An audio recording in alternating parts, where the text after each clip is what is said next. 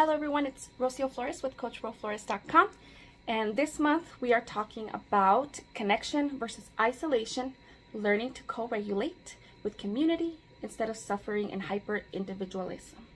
Very long one this month. I'm also really late because I was supposed to post this initially on the 3rd, and that's what I sent out on my newsletter, but I've been busy. This last few weeks have just been like so packed, and I've been tired. I've been actually going to sleep like at 6 p.m. a couple nights because I was just so tired that I was like, I need to sleep. Like, I can't stay up late doing stuff anymore. And then last week it was like I put so many things on my schedule and I got so overwhelmed that I was like, I just can't sit down. And another thing is I have a toddler, right? And so if I do a lot of stuff away from him, which like this is something I have to do away from him, he gets very upset and he starts to act up more because I'm not like spending time with him, and so then that creates even more work for me because then more cleaning, so yeah, sorry.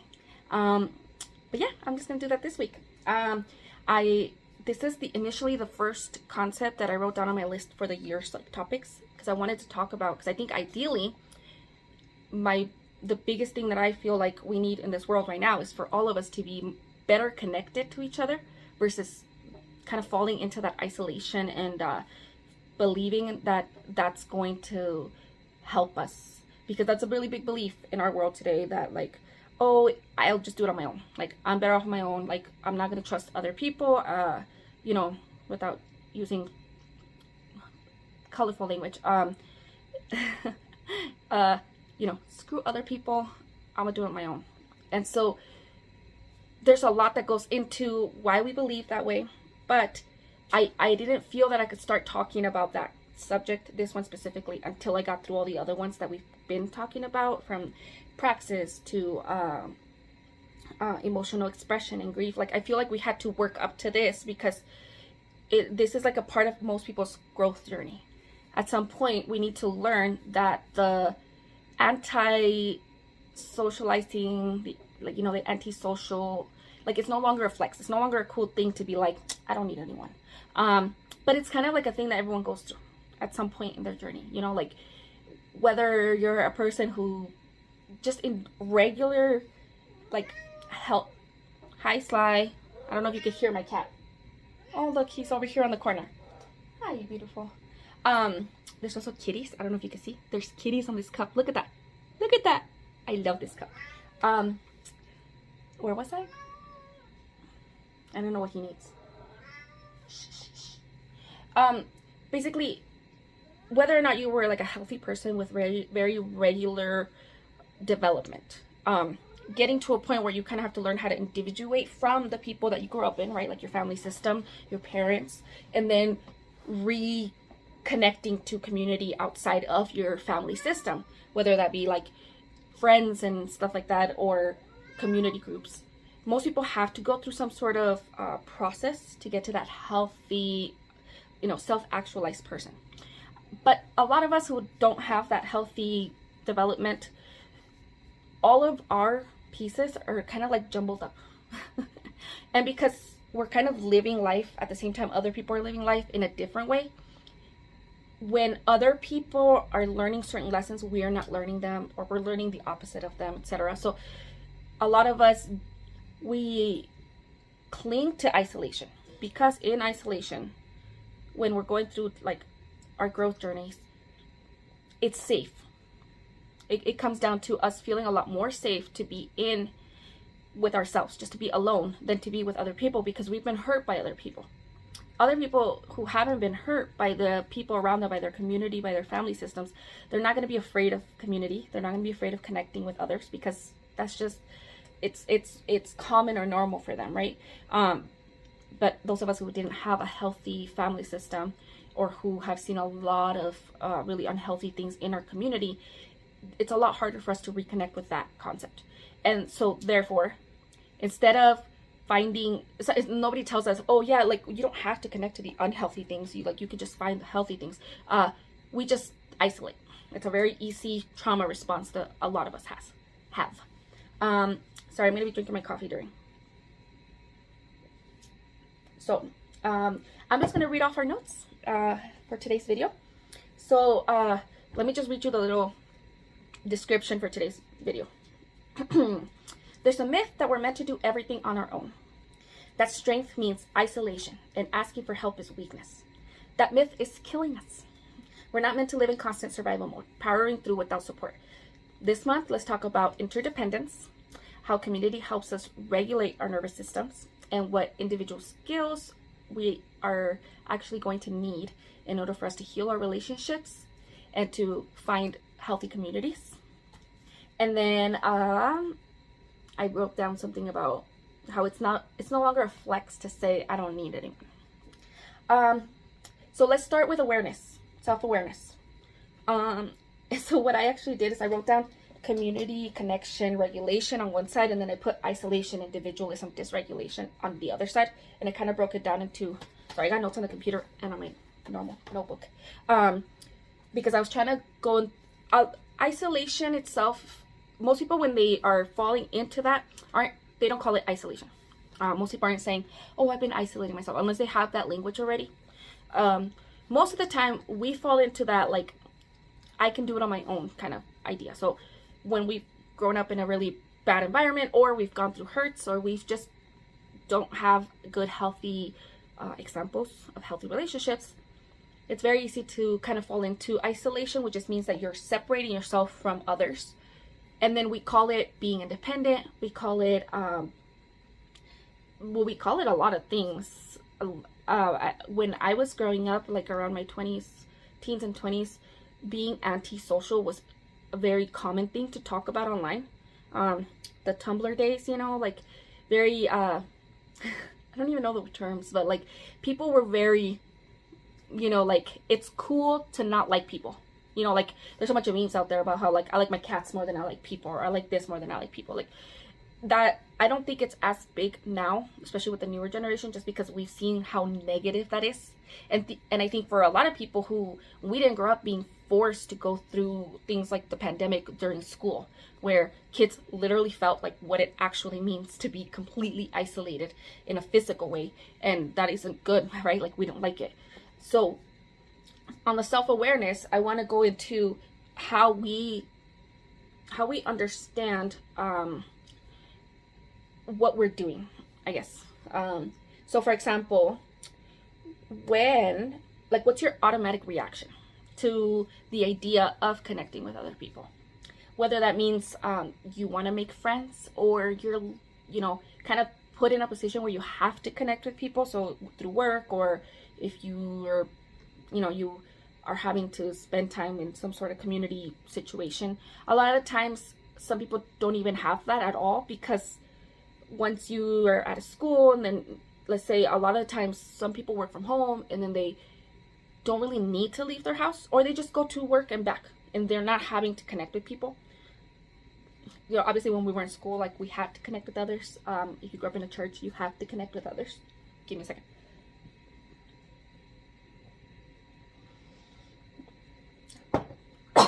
I just start talking fast, and then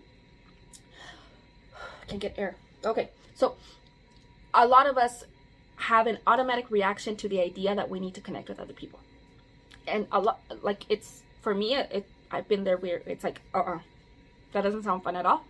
I don't feel like talking to people. I don't feel like making friends. I don't feel like, you know, some people are really craving it. They're like, no, I want to have friends. I just don't understand how to do it, because like at school, it just happened. Some of us are wanting it, but are afraid. We're like, I just, and some have access to it. They just don't know. They don't feel the feeling of connection, even if they're around a lot of people. I actually have a lot of pictures. I've drawn that and written stuff out about that a lot throughout my life, where I felt like I'm around a lot of people, but I don't feel connected to them. I feel lonely, even though I'm not alone. And so my automatic reaction was to isolate, keep everything in, hide everything I can, just don't reach out, because then I can't be hurt. There was a quote, dang it, I can't remember, I should have written it down. But basically, it's easier to just not try, because then I won't be hurt. If I try to be friends with somebody and they don't like me, that's gonna hurt a lot, right? And I did that I was very isolated for a good chunk of my 20s, probably until 25-ish, so probably like 7 years ago. Like I had to actively seek out to now start to try and connect with people, because I had actively been like away from everybody, and I wasn't in a antisocial, like I hate people kind of way. Like I was like, I like people, I just am afraid of people. I'm afraid of everything, and people are my biggest one. And so that was my reaction. Some people are taking more of that hyper independence, like I just don't need anyone. I'm around people, but just because I'm around people doesn't mean that I need to share anything about myself, because I don't need them knowing anything about me, anything they can use against me. I'm not going to share my feelings. I'm just going to say, like, keep everything base level. I'm going to put on a face or a mask or like a persona that keeps me acceptable to them in a way that doesn't have to show my true self. And I'm going to, in a sense, do all the right things, but still be disconnected. Which is, you could see people like that and you wouldn't know. A lot of times you don't know that this person's deeply, deeply struggling and feeling a really strong need to connect, but they don't look like it because they just look normal, because they're really good at what they're doing. And then there's, so I would say sometimes there are people who are maybe on the, how do I say that? They're trying really hard to connect. And they're just doing it in ways that maybe aren't so healthy, and that either create a lot of conflict or push people away because of how it comes off. And I'm going to say that a lot of times this is very not within the realm of awareness for the person itself. So if you find yourself in a situation where you're like, well, I'm trying really hard to become friends with people, I'm trying really hard to connect with people, but yet people just don't want to connect with me, you might be falling into that, where like there's things that are happening that are outside of your awareness, and you're not able to address them because of that, but they are like clear to others. They're just, because they're not connecting with you, they're not finding a reason to tell you, like, hey, well, maybe you need to do this, this, or that. So, okay, so how do you react to the idea of connecting and community? And here's some questions you can ask yourself. Okay, it's the middle of the night, you are having a rough day, you're having bad thoughts, you're just struggling with something. Who can you go to? Are you able to be like, yeah, I have this person that I can call, I have friends, I have family, I have people in my community that I feel safe going to, that I feel safe calling, that I feel safe sharing stuff with? Do you at any point feel like there's things about you that you can't share with certain people because of the fear of judgment? Like, well, I can't say that, so I have to keep that to myself. And then when you need help, how hard is it for you to ask for help? How do you ask for help? And what do you allow that help to come? I guess that's a big one. For me, there's been many times where I needed help and I've been offered the help. I just have a hard time saying yes to it. I still struggle with that. And like I said, a lot of this does come from, like, for example, hyper independence can be a trauma response. If you grew up in a home, or you've been in like an abusive relationship where the idea of you having asked for help or you having been given anything was used against you, you're gonna be like, I don't need anyone or anything. I'm never gonna owe anyone anything. And it makes a lot of sense to fall into that, because you don't trust that another person is gonna genuinely do things for you, or they used it against you, and you thought, oh, this person's just being nice, oh, actually they just wanted this from me, etc. And that really sucks when that happens. And so it makes a lot of sense that we fall into these patterns. And so yeah, notice how pride or shame might block a connection. So you understand, start paying attention to where, like, you're talking to a person, they're being very open, they're sharing something with you, and you could share something about that situation, but there's like a mental, like, don't do it, don't share anything right now, don't say it, because if you do, you're not safe. Pay attention to the feelings, your body. This is one where our bodies tell us a lot of information about how we're feeling. I get buzzy When I'm afraid of connecting with people, I'm afraid of being myself, I almost like lock into myself, and I have a hard time talking. I've had a lot of situations where I couldn't physically talk. And so for a lot of years there, especially in my early 20s, I was isolated, not just from like physically, I wasn't seeing a lot of people at all. I just stopped trying to connect with people. And then in the moments where I had to connect with people, which was mostly with like family, my husband's family, etc., my body was shut down. Like I smile, and like I couldn't physically follow the conversation. I couldn't get information out of my head to communicate, to talk. I couldn't be myself at all. That was with my family too. That's not the way it is with my family now, but I grew up being very I kept my distance. I was careful with what I said, and that had to do with how I was being raised.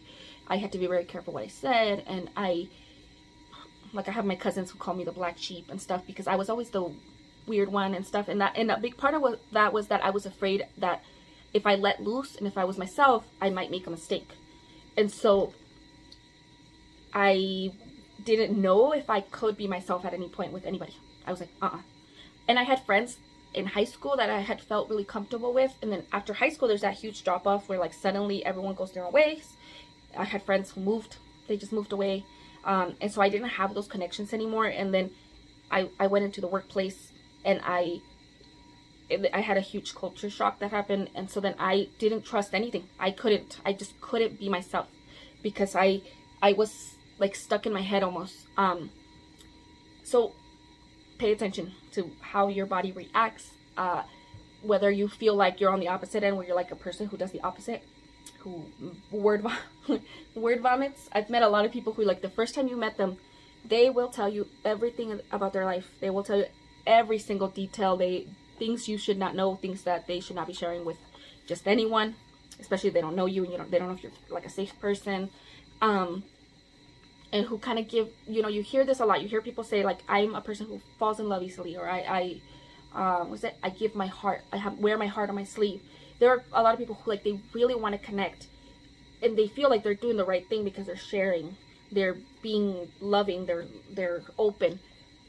But there's levels to relationships, and there's steps to building relationships that when we kind of cross those, that makes the other person feel unsafe.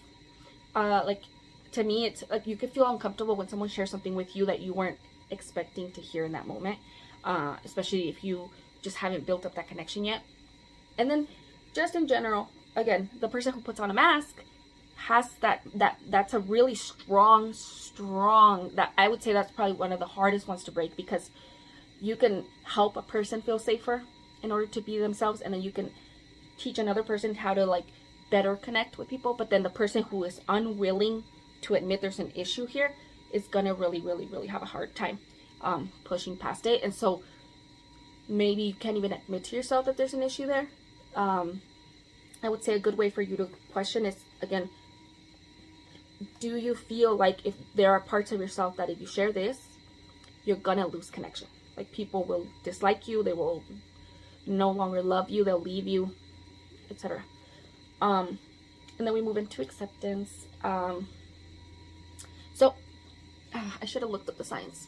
I'll have to do that on the resources. But we know that we need connection. As human beings, we need connection. Our body, our minds, like, that's why isolation is used for torture. Our bodies suffer when we are not connected to others. Yummy, yummy, yummy. Look, it's so good. So in acceptance, I think it's important to understand. I think a lot of us feel like we're fine on our own. Like, if you have a good job, if you are, have a good place to live, you have the accolades of life that you need. Maybe you're hitting all your marks that you need to hit. You're like, okay, well, I don't have a lot of friends, or maybe I have a bunch of people in my life, but I don't feel so connected. But what's wrong with that? Like, maybe this is just how it feels. This is just what life is like. Our bodies need connection. And when we don't get that connection, when our bodies don't get those feelings that they need to feel, that it needs to thrive, you're gonna have a response on the opposite end, which is why you pay attention to how you're feeling, pay attention to the thoughts you're having, how your physical body reacts, because you will have physical symptoms when your body's missing that important need. And accepting that this is just the thing that everyone needs. You are not, like, there's nothing wrong with you because you're craving connection. It is not bad that you feel like you're missing something if you're not connected to others. Like, I think people maybe more, like, you'll see that online a lot. You'll see that sentiment of, like, that there's this level of, like, weakness, or that there's something wrong with you if you are a person who cares to care, right? Like, you're supposed to be too cool. And sorry, I'm talking too fast. There's the idea that, like, I'm too cool for this, and it's bad to not be that way. I have to act like I don't care. And so I need you to understand, and you need to, it's one of those beliefs that you need to learn how to accept, that everyone, regardless of how, you know, how amazing their life is, regardless of how, you know, actualized they seem, everyone needs healthy connections. And then we know that statistically, most people don't have a lot of connections. We live in a very disconnected world. We live in a very, well, at least in the Western side of the world, it's very hyper individualistic. That's the norm. Like, the goal is to have your own apartment, your own car, your own job, like your own everything. And the fact that you depend on anybody else would be seen as like a bad thing. Often people see it that way, instead of where in other cultures, communal living is a lot more normal, where it's normal to live with your parents for a long time. It's normal to have roommates or to be dependent on others to share things. So in a culture like that, where relationships are a lot more communal, it may not seem like, you may not feel that same, like, belief that, like, oh, there's something wrong with me for wanting connections, versus in our culture it's kind of prized. Like, if you can be a person who can act like they're a badass, who doesn't need anyone, you might even be, like, rewarded, because people will think that you're cool. They'll think that you've made it. Versus that's what makes it, I think, unhealthy, where, like, we might not have the tools for people to recognize that we need help in that. And that's why we get people who burn out, because they don't have any support in helping them get past when they're pushing past what they can do. A lot of the times, we watch a lot of that in, like, movies, where we see people in corporate America, right, who just get to, like, a, you know, it's too much. And a big part of that is that there isn't a healthy balance of all the different areas of your life, where connection is a huge one. Having healthy relationships is very, very, very important. So again, it is not a bad thing to want to be connected to others. It is perfectly, like, it's just a thing that is. Another part that I think we need to learn how to accept is that in order to have any kind of relationship, and to build connections, and to feel connected deeply with others, there needs to be a level of commitment. Meaning that you can't give up on people so easily. You can't give up on trying so easily. And you can't decide that, like, it can't be a thing that comes and goes, if that makes sense. Like, it can't be like, well, sometimes this is a thing I'll care about, but sometimes not. Because that really damages relationships. It really damages your capacity to connect with people in a way that's healthy, that has, like, a really strong bond built into it. And I think that's, again, part of our culture. I think it's more of a cultural thing, where we feel that we could just kind of, like, click in and out of things. And I don't know if any of the science or studies or anything says it's social media based, but, like, I think a social media probably does play a big role, because we can check in online whenever we feel like it. We can be in groups online or follow certain communities online when we feel like it. And then we no longer feel like it, we just completely disconnect, and it doesn't matter what others are going through, because it's like, well, you know, there's other people to kind of kick in. Like, there's no level of responsibility for the relationships, and so it's very easy to just kind of let go of it. Which it doesn't mean that you have to be like 100% committed in the sense of like you be there for that person all the time. That's not on a healthy level either. But just the idea that we do need to have some level of commitment to the people we want to be connected to. And then with that comes like, you have to accept that people are imperfect. You are imperfect. Others are imperfect. I know. No one likes to hear it. I know. I wish so bad I could be perfect. But we know that. Like, we understand. And yet it's so hard to accept the reality that, like, people are imperfect. Like, sometimes people will say things that are annoying. Sometimes people will do things that are annoying. Some people will say things or do things or be things that you yourself are like, well, why? Like, I don't like that. Like, why do they like that? Like, it not even a, like, it's just, they're different. We're all individuals, and there has to be an acceptance of that we are all imperfect beings.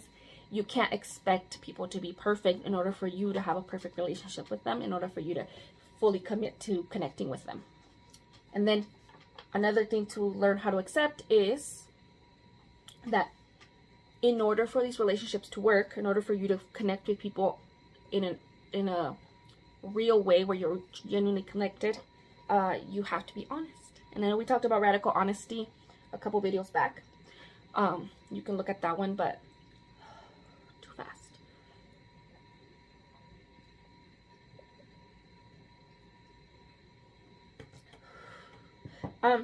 We have to choose to truly be honest with ourselves and with the people around us, and that's really hard.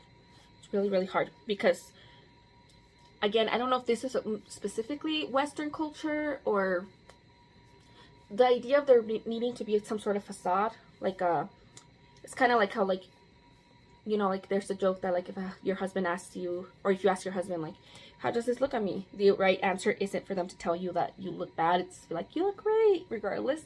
And that's, like, a cheesy version, but, like, in reality, if you can't be honest with yourself and with the people around you, the level of connection you have is limited. Because there's a mask, there's like a wall, right, that you've like formed, where there's a limit to how much you're willing to connect with the other person, which can really get in the way of having those healthy connections. What else did I put down on here?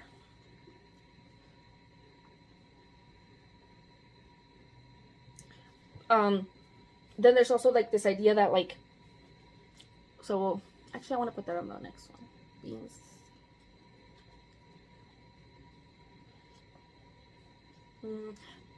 Basically, sorry, I wrote it down in a weird way. Wanting to be in connections with people, like I said, your body needs it and everybody else's needs it, right? And in order for you to be in those connections, you need to, it is okay for you to have needs and for them to have needs and for them to be maybe burdened by those needs and for you to be burdened by other people. Not in a bothered and I dislike you kind of way, but in a, like, your life has an effect on my life kind of way. Because I think a lot of we're afraid of being a burden. We're afraid of, like, well, if I ask for help here, then that person's gonna not like me anymore. Or if I say too much, I might annoy them. Or if I share too much, you know, they might be like, ugh, why is this person, like, you know, they'll have a negative thought. And it's like, well, maybe they'll have a negative thought. Maybe because they're imperfect beings, just like you will not always be, like, ecstatic about every interaction that you have. And that's okay. Because at the end of the day, you're choosing to stay committed and to still show love and show care to a person that you're committed to, even if they're not perfect and even if you're not perfect. And it's okay for people to have an imperfect response to you. It's okay for you to have an imperfect response to others. And the point is for you to continue to make a decision to be in connection with that other person. It's kind of like how when people say in marriage, you know, you it's not about just feeling the feeling of love. It's about choosing to love each other every day. It's like with kids, where, like, your kids are going to do things that are annoying. And then they have needs that you might not like. And yet you still love them. And you're not going to be like, my goodness, this kid requires me to wake up with him. And I don't like waking up. So therefore, I'm just not going to be a mom anymore. Right? It sounds silly when you say it that way. And yet, in relationships, often we're like, well, I don't want to be friends with a person who might have needs or you don't want to be honest about the needs you have with others because you're like, well, they might not like me. And it can seem silly when we're saying it this way, and yet it's so deeply entrenched in us sometimes where we genuinely are like unwilling to take that extra step to connect with people because it's just easier to do it on your own. Just easier to not have to deal with that feeling and that fear and the emotions and the physical reactions that our bodies have to that idea. Okay, next step is self-love. So I like to talk about this. Sorry, my hair. I like to talk about the idea of every single being having inherent worth and every single being being equally worthy of love. So if you believe that every single human being is worthy of love, that includes yourself, and that includes people you don't like, and that includes other people believing and or managing the world or interacting with the world in the same sense, knowing that you are also perfectly and inherently worthy of love. And by that I mean, so I remember, you know the saying, I think they put, I've talked about this before on social media, but the saying that's like, you can't love someone else until you love yourself, or you can't love others until you've been loved. Like, I don't remember which way it goes, but either way, I think there's some truth to the idea that like sometimes it's really hard for us to understand the concept that like we are worthy of love, or that we can, or how to love others properly. I know for me, self-esteem is probably the one that I've struggled with the most. Like the concept of self-esteem, I read so many books on it in my teens and my 20s, and it just deep down I was like, but I don't like myself. Like I don't believe that I am worthy of love. Like it just, no matter what they said to do or how to grow confidence or how to be this or how to become a better person, like deep down I just still didn't feel that feeling of like being lovable. And it wasn't until I got in relationships with people, like I started going to community things, that where I found people who were loving to me, regardless of how I was, regardless of what I thought or what I felt about myself. They showed me what it's like to be loved. That was when I think that helped me finally be like, okay, well, if they can love me and I can love them, why can't I love myself? It's kind of like, you know, when like if your friend, if somebody doesn't like your friend, you would be upset about that, right? So you're not liking your friend's friend by not liking yourself. Does that make sense? And so you have to come to this, like, it's hard because it's something that you'll just have to feel at the time when it comes to you. But like, if you accept the idea that like every single person is worthy of being loved, regardless of the imperfections we all have, if the absolute worst person you can ever imagine deserves love, then you deserve love, right?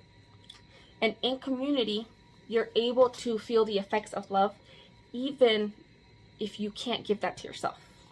In isolation, it's very hard for you to get there because there's no one kind of pushing for that. Part of this is that where people wear a mask, right? If you constantly have a mask on and people like you and you're like, well, I'm well liked in my community or whatever, but you know you have a mask on, it can be really, really scary. The idea that like, what if the mask falls? What if they see I'm not this perfect being? If they see I'm not so nice all the time, or they see that I'm not so cool all the time, or whatever it is that you're masking yourself as. It can be really scary to think that you're liked in that way, because it means that in a different way you might not be liked. And so part of building like a healthy connection with somebody is you showing up as yourself, which can be hard because, you know, we all change with time. And by being yourself, I don't mean being some certain, like, I think sometimes when people talk about like be yourself, they're like, be quirky, be different, be unique, be cool, be like, you know, like, what's that, the manic pixie chick, or whatever that's called, where like you have to have something that makes you cool to be cool as yourself, right? But being yourself just means that you're showing up in the way that you are in that moment. So that's really hard, but I had to do that. I had to get to a point where if I'm having a lot of energy and I'm really hyper, that's who I'm gonna be in that moment. If I'm really quiet and can't talk, that's what I am. I'm not gonna force myself to change myself in the moment just so that I'm palatable to others. And so I would just be honest about that. That's part of that. Like, I don't feel so energetic today, or I feel very hyper right now, or feel like I'm being weird. And you're kind of honest about how you're feeling, and how you're showing up, and when you feel like maybe they're not seeing that there's an issue with how you feel you're presenting.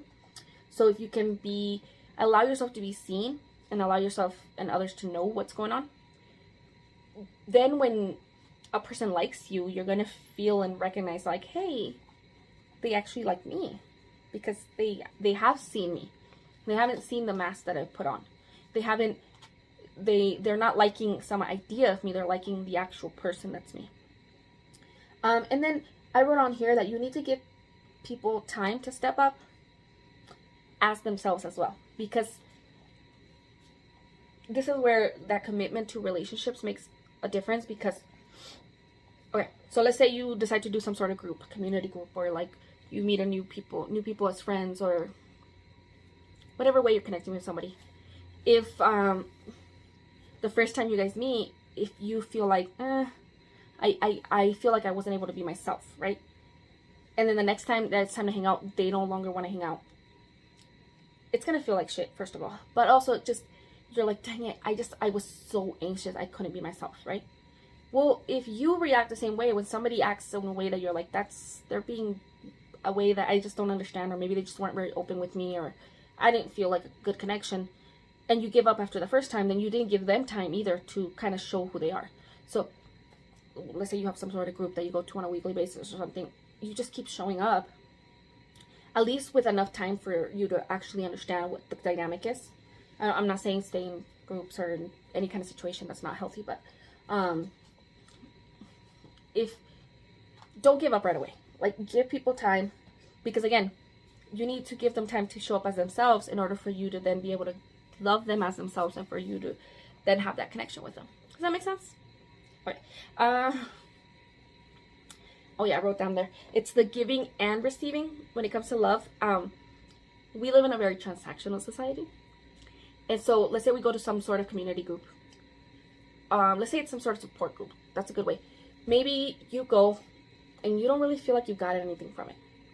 So if you decide, I don't feel like I got anything from it, so you just don't go anymore, well, you're never going to get something from it when you do need it, or when it can be given. If you go, and let's say you feel like committed, you're like, I'm going to help everyone there. And so you're like giving.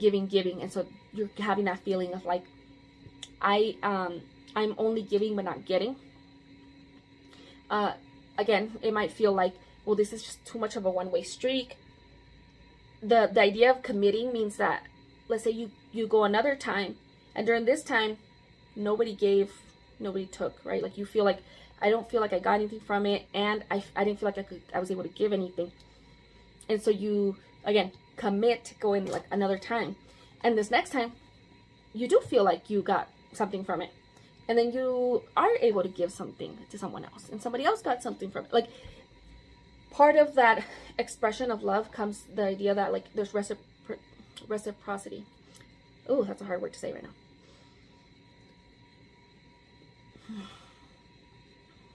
Get some air. Basically, when you commit to that longer term connection, there is a lot of give and take. And rather than looking at the relationship as what am I going to get from this interaction every single time that you're interacting, instead of seeing it as a transaction, because you're seeing it as a commitment, there doesn't need to be a need for a give and a take. You're just there with each other. You're sharing life. And then when there is a need to either give or take, it's able to happen because there's a trust built that if I ask and it's given, it won't be seen as you took. Does that make sense? I hope it makes sense. What else did I write?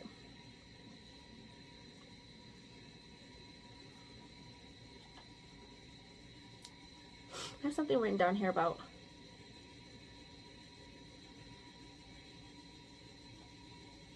I'll go that's more self-care. Okay, next step. My nose has been acting up a lot.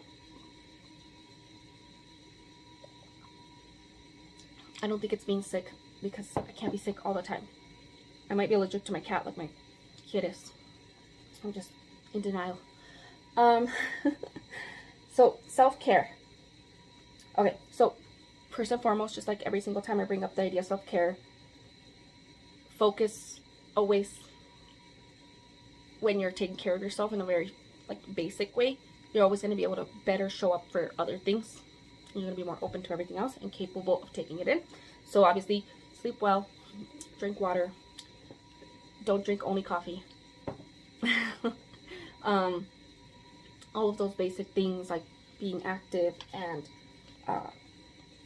but again, that can be very hard, especially when you don't have good connection, you don't have good support systems, and you don't have people in your life to help you when life is really hard, right? And so just keep that in mind, that that is a big part of like being in healthy relationships. If you're able to take care of yourself, you're better able to connect with others, because you're not having to, it's like the whole, you can't give from an empty cup, right? You're gonna overflow if you're taking care if you've taken care of yourself well, then you're overflowing in a way that you can give to others. You can help them care for themselves. And when you're in a good, healthy community, then when your cup is empty as hell, other people can come and pour into you. And so what I want to say under the self-care was regulation, I think. So where did I put it?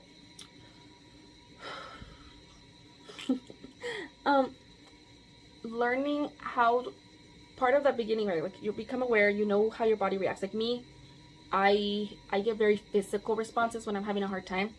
And so like lately I've had a really hard time because I've been doing a lot of new social things, meeting new people, being in new groups, and I've been like on a heightened state for weeks now. It's part of why I'm so tired. Like this is when my body is just responding like you need to chill out, like you need to stop, because I am like this all the time, and I'm just like, I'm like 2 seconds away from a panic attack at all times. And so for me, something I have to do is I have to breathe at every moment. I have to really calm myself. I have to move my body, because I get really stiff, especially in social situations where I start to do this, where I'm like holding my body tight, and then I'll come home and I'm like, I'm sore. Like physically, it's like you're like working out where you're like holding something. So I have to move, shake, just allow, it's called somatic movement, right? But move through the emotions and allow your body to kind of like, because it's going to help you. It's going to help you get past those physical reactions, but also it's very hard to hide, especially if you're a person who likes to hide and doesn't want anybody to notice anything. Because I wrote down that you need to share what's going on with you. That's part of your own self-care, and it's a huge part of connecting with other people, is that be honest with what you're experiencing and share it. Because I often have to tell people, like, I'm very anxious right now. Like, I don't know if I'm coming off anxious, or like, I don't even know if I should be sorry about it or not, but that's what's going on with me right now, and I need to share it, or in case it's coming off in a way that's coming off maybe unfriendly, or that's when my brain's telling me like, oh, you're being rude, or they're gonna think this, they're gonna think that, or I didn't respond in a way like I'm having a hard time thinking, I'm having a hard time saying words, I'm having a hard time, like, I need them to understand that I'm having some sort of experience through this, and that it's not because of them, or that I might need help.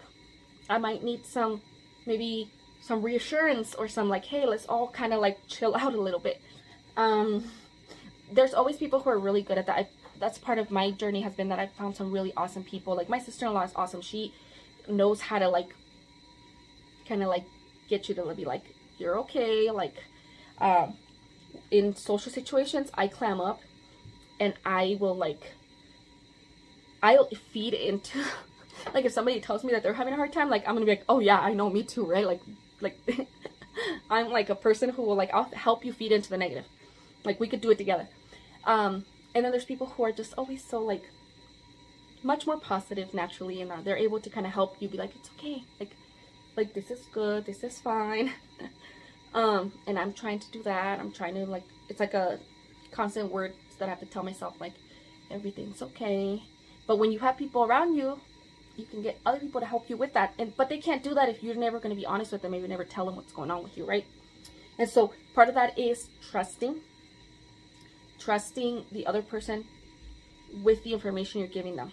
And not like I said, people aren't perfect. That doesn't mean that people will always show up or that they'll always respond the way you think, and that's okay.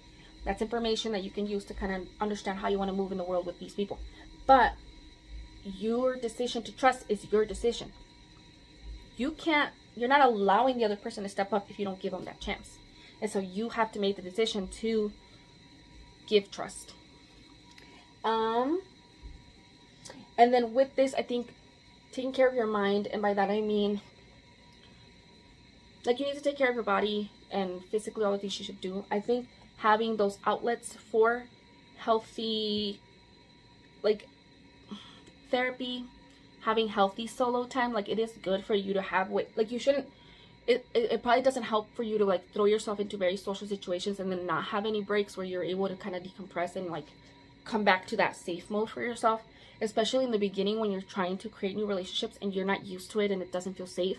Like, being in a heightened state for too long is not going to feel safe. And so then it's going to not help you feel better, and you're going to have a really hard time getting through that. And so coming back to that, whatever's helping you feel safe, like isolation, as in separating yourself from everyone, is not a good thing in the long run. But solo time, having time to yourself, disconnecting from the too much of the world is okay in a healthy level. So recognize that maybe you want that to start happening, just not. Sorry, my phone shut down because it got too hot. So I took out one of my husband's burritos for, it has to thaw anyways for tomorrow morning, so I put it behind my phone. Sorry, I'm gonna have a hard time putting these videos together. I'm trying really hard not to do any editing with these videos, because uploading to my computer to then do editing and then having to it takes so long, and it's so much more work than it's just, I don't know how people do videos, like highly edited videos, and like that's why it's like their full-time job, but like I can't manage it, so try not to do that. But it turned off. So what was I saying? I will have to look back at my notes because I don't remember what I was saying.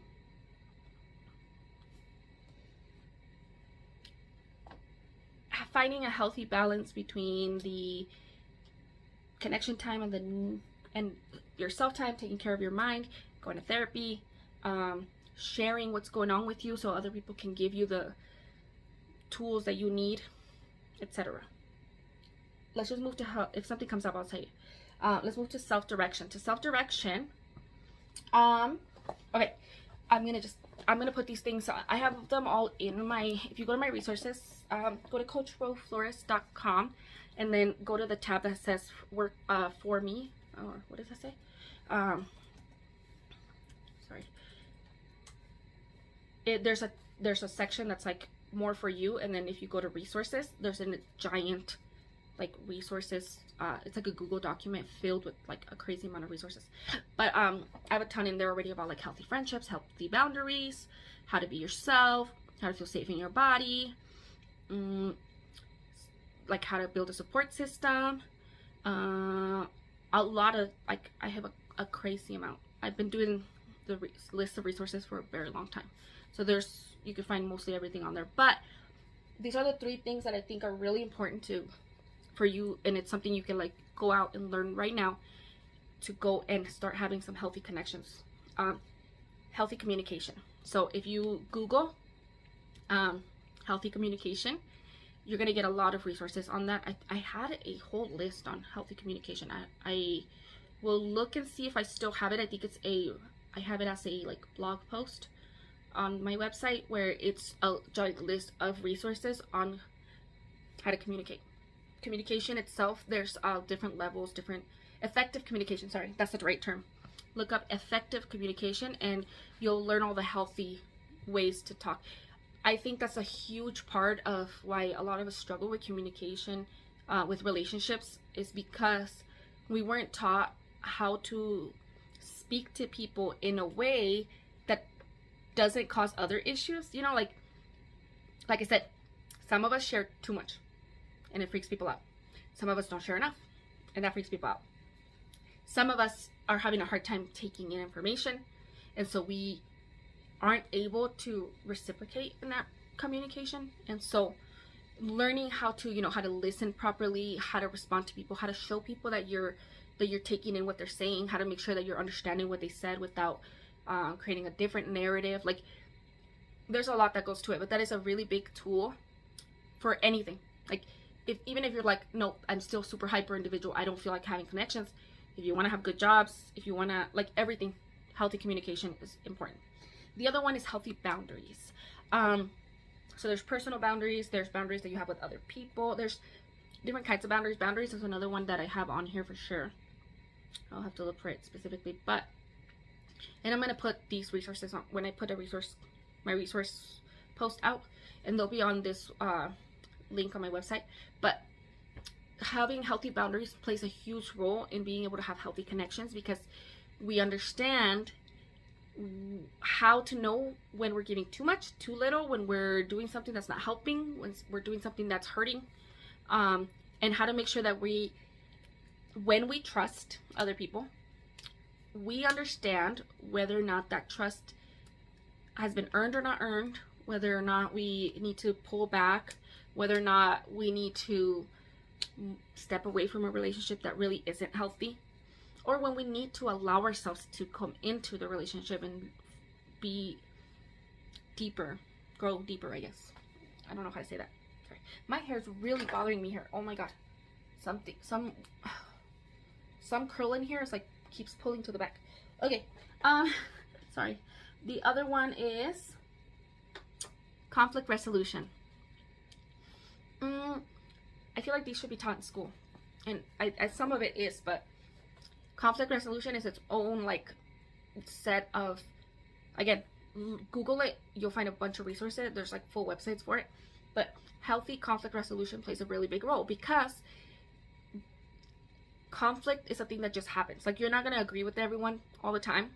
You're not always going to see eye to eye as everyone else around you. Like, that is not an abnormal or unhealthy thing. What's abnormal or unhealthy would be for that conflict to become unhealthy. You know, yelling, fighting, bullying. Like, there's a lot of obviously bad things that can happen, and that's where a lot of us come from, those unhealthy backgrounds where we saw unhealthy conflict. We saw people fighting and yelling at each other, hurting each other physically. Or maybe you're like coming from like people who have like church hurt, like they've been judged or mistreated or left out or bullied, or like have been at the helm of like campaigns against them. Like there's people who have gone through really, really horrible things in community, right? And so it wasn't like in community, like it was, they were not acting like your community, they were acting in a different way. And so you're like, it's really hard to trust that. What's the point of ever being in that situation? Why would I want to be in community with anybody if that could happen? And so that's where learning healthy communication, healthy conflict resolution can help you with not getting to that point, first and foremost. Recognizing when there is something that's unhealthy that you don't need to interact with. And it just, when you do need to have healthy conflict, you need to be able to have healthy debate, healthy arguments, healthy disagreements. Like, it's normal to disagree with someone. It's not bad at all, but that way you know how to communicate through it, you know how to set boundaries around it, etc. So that's one thing. Go do that. Go learn that. Another thing that I think is important is for you to understand your role and the roles of others in your relationships. Some of us, like I talked about this before, where when I was younger, would take on this role of like the mom. Like, you know, I liked being like the person who's needed, like the person who can solve issues, the person who can like, oh, I'll do this, like I'll like, that's kind of how I felt. Like if I'm gonna be in a relationship, I need to like be everything to them, right? Or else, like, why would they like me? And so then when I couldn't be things for people, or it no longer felt right, and the relationship broke down, it was because like, what was the relationship if not just me giving, and never like not having a healthy boundary around what was normal or expected. So understand your role in relationships. You are not people's bosses, moms, pastors. You are not their spouse. You are not, unless you like physically are one of those. Like, you need to understand that you have a role in people's lives and they have a role in your life, but don't mix roles that don't need to be mixed. Like, it is not your job to take on responsibilities that are not yours to take on. It is not your job to give people an opinion about every single thing.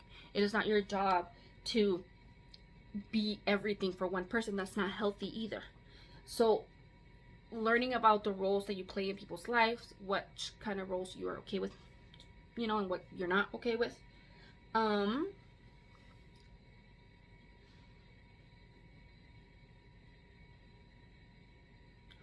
Okay. What I was gonna say is, another thing that you should take into consideration is your capacity level. I am a mom of a toddler, and I do a lot of stuff, like care stuff for my dad and for my mom sometimes. I'm a wife, you know, and I have to take care of my home because I'm a stay-at-home wife technically. I have siblings and stuff, right? But they have their own parents. Once an adult. So I have certain roles in my life that I play that come with certain responsibilities. I don't have the capacity to leave my house at 3 a.m. to have a chat with a friend for just any, like, you know what I mean? Like, it would have to be an emergency for me to have to do that. I can't drop everything at once, and it's just not in my capacity, right? Again, unless it's like an emergency. But I'm capable of stepping up in certain ways, and I try to make that known to the people in my life, like, hey, I try to offer what I can and can't do, and I try to do the things I can and can't do, and I try to be very clear with what I can and can't do. Like, I can make a meal for a person, but it might be hard for me, like, if like, there's certain things I just can't do if it means if I don't have somebody to take care of my kid, right? If I can't take my kid. That's where, like, having relationships with other people who can take your child so you could be there for your friend, like, etc., right? And so, what is your capacity? Understand that. Like, also me, I get super overwhelmed so easily. When I start getting a lot of messages, so I'm really bad because, like, I try to choose like a moment where I'm like, let me sit down, answer a bunch of messages, right? Then everybody messages back at the same time. And that makes me, like, it instantly, my anxiety is like up here. Like, how am I going to do this? Like, my kid's already upset that I've been on the phone for an hour. Like, so then I start to get very anxious, and then I'm like, I can't respond to everyone. And then now I can't even process, like, who needs a response right now? Who can wait? Like, I get overwhelmed very easily. And I try to tell people that and let them in on that. Like, if I don't respond to you right away, it's not that I don't want to talk. It's not that I'm not wanting to connect. It's not that I'm going to respond. It just takes me a little bit longer. And I have friends that are like that. I have a lot of people in my life that are like that. They're like, yeah, I'm going to respond when I can. Like, if somebody has work and they're at work, they can't respond to you the moment that you want them to drop everything for you. You need to recognize that there are different levels to the kind of support we may need. Like, yes, sometimes we just need to talk to somebody. And so it's good for us to know who we can talk to, who can we share and open up with. And we need to understand when we need to respect the boundaries, that they just cannot do something in that moment. They may not have the capacity. I know I've talked to some friends about this, where, like, determining our capacity before we share. Like, I really feel like venting, and right now I just need to vent. Are you okay with listening to that? Or I need some advice with this. I may not take the advice, but I need advice. So pay attention to what your capacity is right now, because it might be very different. It might change with time. Don't give a big old declare. I always want to be like, I want to get on Facebook and just be like, people, I need the whole world to know that this is exactly what my brain is capable of right now, and not this. And not everyone cares. But my brain wants to tell everyone like, oh my god, I'm so overwhelmed this week. But then it's like a week later, I'm like, oh, I want to hang out with people. Like, I need to, like, I wish I had reached out to people or sooner. Like, this is where isolation sometimes kicks in, because we're overwhelmed with something, and we, instead of sharing that with the people around us and telling them like, hey, I'm feeling too overwhelmed to go to coffee this week. Like adding one more thing to my schedule is going to be too much. Instead of telling a friend that, you might be like, I don't want to let them down, and so I'm just going to tell them I'm sick, or I'm going to tell them that I can't show up, or like, oh, you just don't show up, or you don't hit them up or something, and then now they feel like, well, you know, now they don't actually like me, they don't want to hang out with me, and so then they don't hit you up again, and so then you don't hit them. Like, it becomes a whole thing. And so instead, just be honest, like, I just can't do this right now. Or like me, like when my kid's sick, sometimes we really can't do certain things, and then it's like, just be honest about what's going on. But I want to reach back out on this moment, or let me reach out to you at this moment, and then follow up on that, commit to it. By understanding your capacity, you're able to communicate it, and then when you're able to communicate it, they're able to understand that you're still committed to the relationship within these bounds. And then when you understand that's using healthy communication, right? And then you understand your boundaries, you're able to set good boundaries with people, and then you avoid having unhealthy conflict. See how it all connects? Sorry.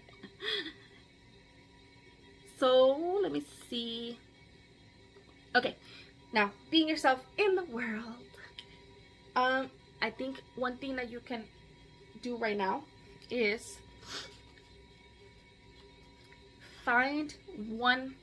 just start with one thing. Start with one group, one commitment that's social, where you want to find connection, whether that's like, for some people it's going to church, maybe going to a volunteer event, going to a class, like at the library, something that requires you to interact with people. Let's commit to doing one thing where you are committed to it. So you're gonna do it consistently, even if it's like once a month. A book club, a something that's real, like in person.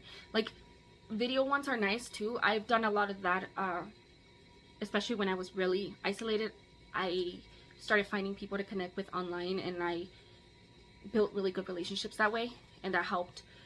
So if you're at that point where you're like, I'm not gonna leave my house, then by all means find a community. But find a community where there is a commitment to the people, where you not showing up will be noticed.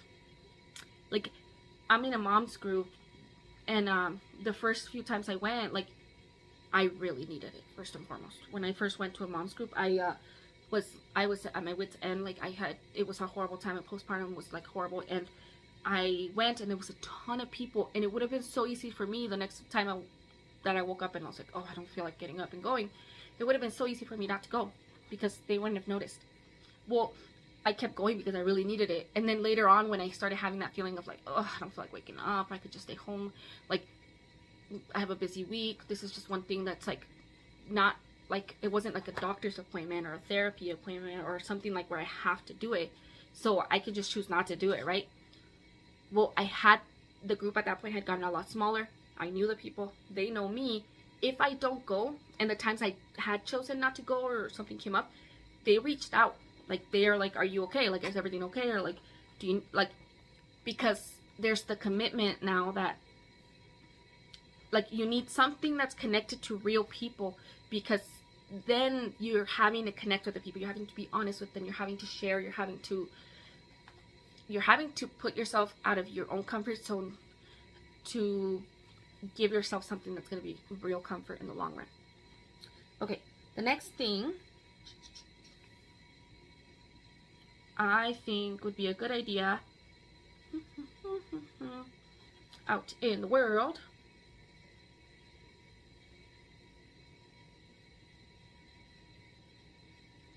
Okay. Make a list of the people in your life. I remember they had us do this at a parenting class. I did so many other things I do are parenting related, but she had us do like a web, kind of like of all our people in our life, everyone that whether it's friends, family, people that we know, acquaintances, everything. And then from there we were able to kind of group in like who are the people that like who are in our bubble, like the people that you're like, these people are in our village, right? So like these are the people that like, if I'm having a birthday party for my kid, I'm gonna invite them, right? I want them in my home. If something big happens to me, I want to share that with them. I want them to know about it. Then these are the people that like I would like to grow a relationship with, and they're acquaintances, and maybe I'll see them at this point and that, and like I like to keep up with them, etc. And then there's the people who are like, I don't feel safe with these people. Like I don't feel safe. Maybe that can change in the future, but right now they're not people I'm gonna go out of my way to try and connect with, etc. Like try to make a list of the people in your life. Who do you feel safe calling? Who do you feel safe sharing important news about yourself or fun news? A lot of times we feel it's so much easier to share huge news that it's just like big stuff because like you're compelled to, or else you're gonna get in trouble. You know, like let's say you're pregnant. You know you're gonna have to say that to your grandparents and to your aunts and uncles. Like there's all these people you have to share that news with, or else people are gonna be like, what the hell, why didn't you tell me that? That doesn't necessarily mean that you wanted to share that with them or that you were excited to share that with them. Now let's say you had something fun happen, like, oh my god, I went somewhere today and I found $20. Like that was so cool, and because of that I did like I don't know, you did something fun and you found a cool shirt or you something cool. Who do you want to share things with? Who do you already feel like, man, I want to tell this person this, you know? Who are the people that you could send a meme to because you just want to share it?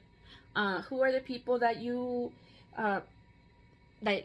just like I enjoy this person and I really want to get to know them more, etc. Like kind of ask yourself those questions so you can start to recognize kind of like who your circle, like your web of connections is.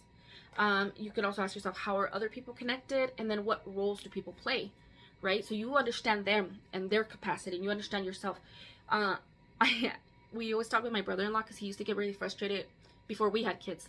He would get really frustrated with our other in-laws that had kids because like, oh well, they're not the ones coming over, or they're not the ones calling, etc. I'm like, they have kids. Like it's significantly harder to do things when they have kids, and like we didn't fully understand that till like now. It's like, yeah, you're not gonna, like, you don't have the same amount of time and energy and presence available to a person who's like single and doesn't have the same type of responsibilities. Same goes with like people who have aging parents or an ailing, like if they have a child that's sick or somebody in their life that's sick and they're taking care of them. They do not have the capacity that you have, and their mind isn't in the same place as yours, right? And so certain topics can be very difficult, certain situations are difficult, so connecting with them might require you coming out of your comfort zone and going into theirs. Like, oh, okay, you can't leave your house, but I can come over, right? And so that's where try to put some thought into the world around yourself, and then commit to some sort of habit, whether it's weekly, monthly. Put it on your schedule, and it's something you have to do. So that means maybe reaching out to a friend, or maybe texting somebody you haven't heard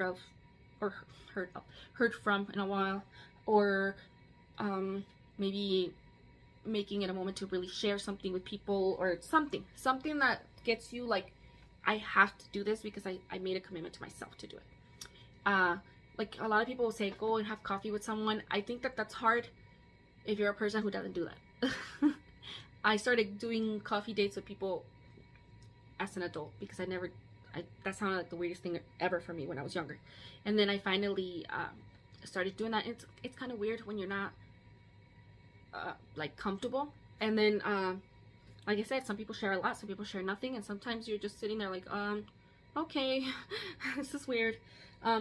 Maybe you're wanting to like host a dinner instead. Maybe that's more like, I don't feel comfortable going alone somewhere. I don't like coffee, etc. Or maybe you're like, I just want people over. Or maybe you have a movie night. Or maybe you host a book club. Or maybe something where the commitment is based on your own commitment to yourself, not only someone else. Like, yes, join something that has to do with someone else, and you are having to be like you have to show up for somebody else, and then do something where you're the one that's showing up regardless of how anybody else responds, regardless of who shows up. Like we used to do Sunday morning family breakfast, sorry.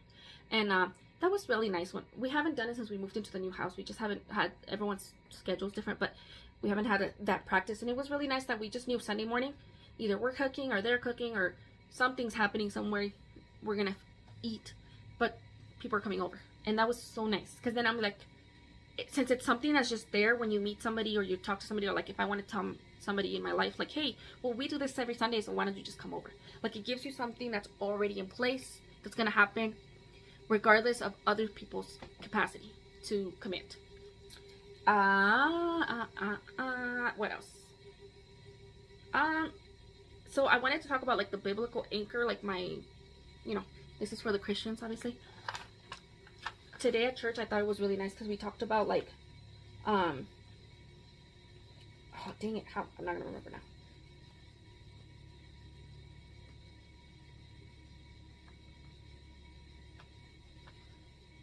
Oh, that when you're in good community, you have people to help you when you're not doing things that are right. Because it was this whole thing about how like David got upset because somebody mistreated him, and he like first reaction was he wanted to kill them, and then the person asked them not to be killed, and then they like kind of like this wiser person was like, don't do that. And in community, the pastor just mentioned that like when we're around people who are able to advise you to do things that are not unwise, then you're able to you're able to see past your own blind spots when you're in community with people, because they play a role in recognizing the things that you're not recognizing, and then they'll help you when you are not seeing clearly. And that's very hard to do when you're isolated. Sometimes when we're isolated, we make decisions that are not very smart because there is no one to stop us. And I used to say that in my teen years, I made a lot of really dumb decisions, because it always happened when my friends were in Mexico. Because I would have friends who, like, during the summer, they left. And then during the summer, I didn't have somebody to hit up and be like, hey, I'm about to do this thing. And for them to be like, don't do that. Why would you want to? Or to like, you know, like, and so I would do something stupid, and then I had to tell them about it later. And I'd be like, well, I don't have anybody to tell me how to do it. And that's when I was a teen. I have obviously more responsibility, more capacity to take accountability now. But I think it's still kind of part of our lives where like sometimes we get these ideas and we need someone outside of us to be like, no, that's not a good idea. You should think about that differently. And then I just thought that was cool. And then I have written down here, like, carry each other's burdens, and in this way you will fulfill the law of Christ. Where 2 or 3 are gathered in my name, there I am. There am I with them. Well, like, obviously, we were made to connect. We were made to connect with other people. And that's within that framework of belief system as well. Okay, so I told you stuff to do already. Yeah, I think, okay, so I don't think I hit on the dysregulation, but that was actually, okay. So dysregulation. So when we are on our own and isolated, it can be very easy to, I like to call it like a temper tantrum, like a kid does, where like sometimes we react to things in a way that's really heightened, and because we're not accountable to anybody but ourselves, we can get to a point where we kind of feel like that's okay, right? Like we may overreact to things, or we may respond to things in a way that's unhealthy. We might start doing unhealthy things like coping mechanisms like drinking, drugs, things that just aren't helping us because there's nobody to stop us. So again, that's one of those things where in community, we're able to have a response that's different because there's more than one person that you need to be held to account to. And that kind of goes with why I was at church. They mentioned that, like, sometimes when we see something on Facebook and we're like, what the, like, you know, you automatically react in such a negative way. But when you're in healthy connections with people, you have a good, healthy community, you have to take a step back before you respond in a way that's unhealthy. I like have a lot of stories about that, but so yeah, so being in connection can help you with that as well. I think I hit all my notes. Hopefully that was good. Hopefully this video is helpful. Next month's video is all about, here I can read you the, oh no, where to go?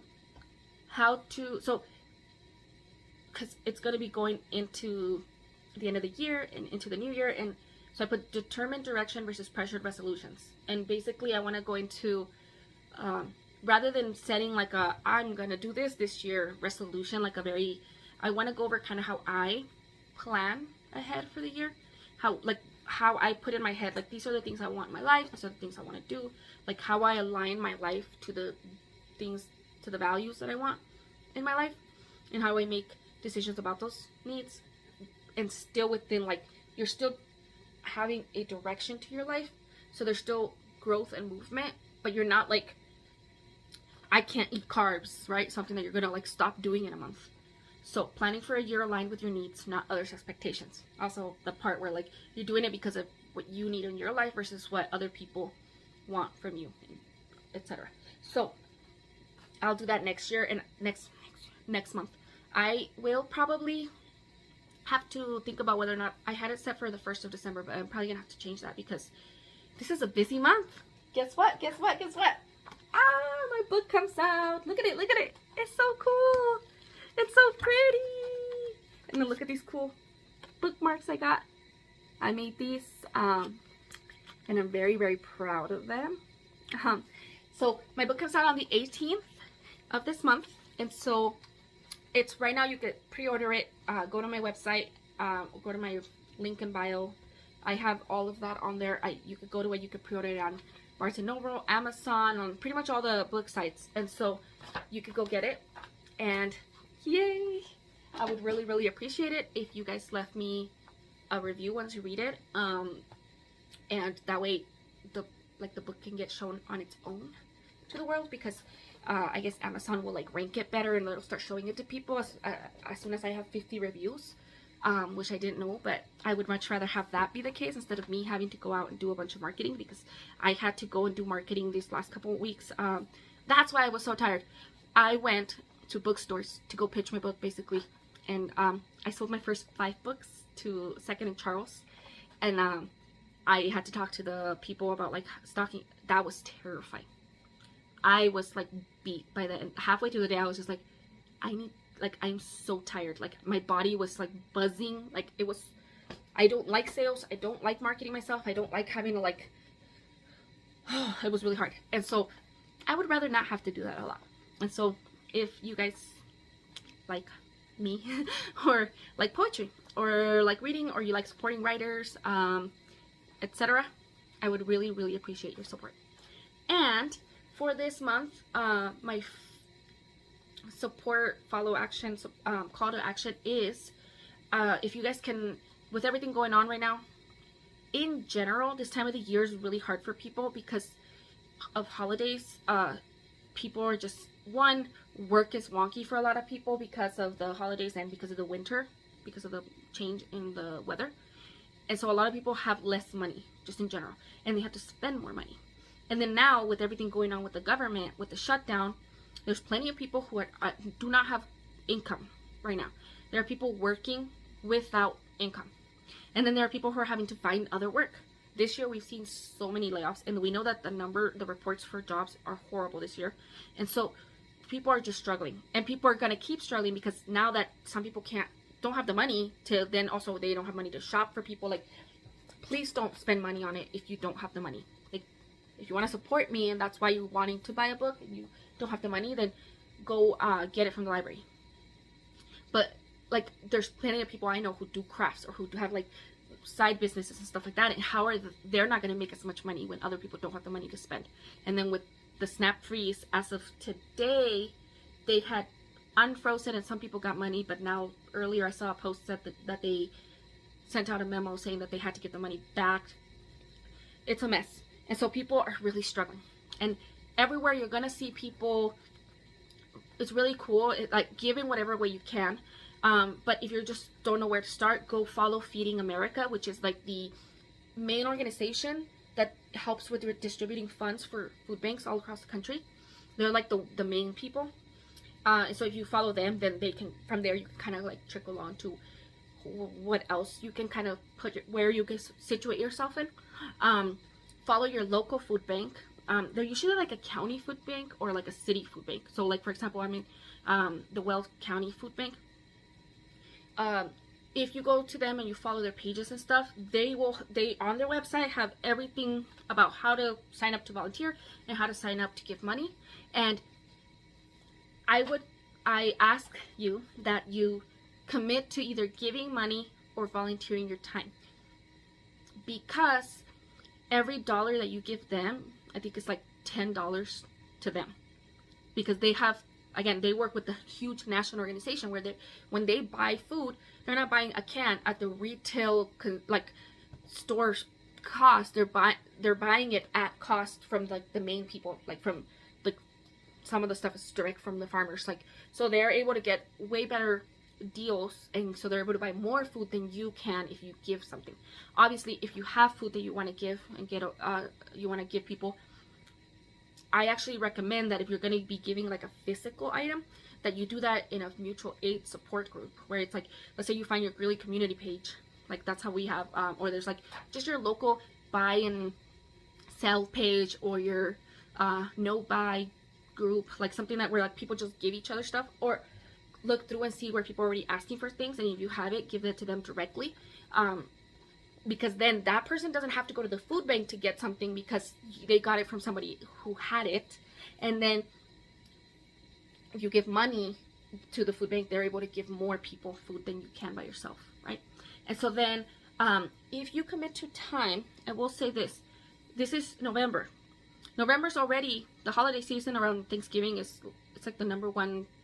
It's like when people come to donate time, because Thanksgiving, and there's already a lot to that.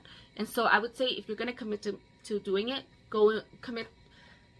How it works at my food bank is you have to do like a little course where they explain everything, and so you sign up and then they do that, and then they tell you all the opportunities. Commit to something beyond just this month. Let's say all the SNAP comes back, people are still struggling. I think it's like 1 in 3 kids or something, like the numbers are really high. Kids in hunger, like the stats are horrible. Nearly 14 million children face hunger in 2023. 1 in every 5 children is unsure where their next meal is coming from. A lot of kids, like, it is hard. It is horrible. So if you can give your time, try to commit to do it, not just right now where it seems like everyone's trying to help, because in a month when everyone kind of just, the story passes and it's like, oh yeah, whatever happened to that SNAP thing, because you're not somebody who's dealing with it, all those people are still hungry. Those are the stats for regular times, not for right now when there's all of the stuff going on right now.